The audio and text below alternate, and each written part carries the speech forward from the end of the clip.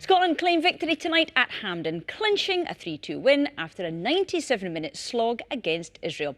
Off the pitch with around 50,000 supporters present, the match marked one of the biggest trials of the vaccine passport so far.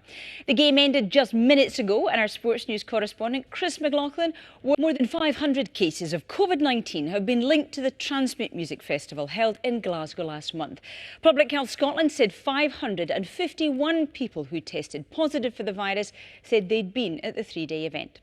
So what does that mean for other big events in Scotland? To answer that question, Katrina Renton sat down with Professor Linda Bald, expert in public health at the University of Edinburgh and social policy advisor to the Scottish Government. There's always risk. Now, we must apologise for the losing Chris there at Hampden. Obviously, a very exciting night. We did try to get him back, but unfortunately, it was not to be.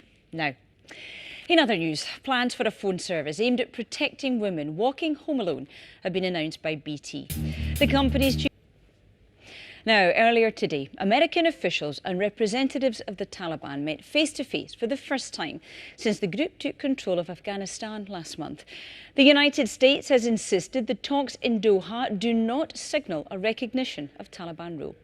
The BBC's Yugita Lamai was watching the talks. From the US side, what we... Now, in sports news, US Open champion Emma Raducanu says she'll learn from her defeat at the Indian Wells tournament in California. It was the first competitive match for the 18-year-old since her Grand Slam victory last month. She was beaten in straight sets. Mike Bushell has more. Now, sticking with tennis, Andy Murray has staged a remarkable comeback to reach the US Open second round on his long-awaited return to Grand Slam singles tennis. The three-time champion came from 2 sets and a break down to reach the second round. But afterwards, the talk was about Murray's wedding ring that he lost earlier in the week, and he has admitted it's not the first time he's misplaced it. Once I was somehow.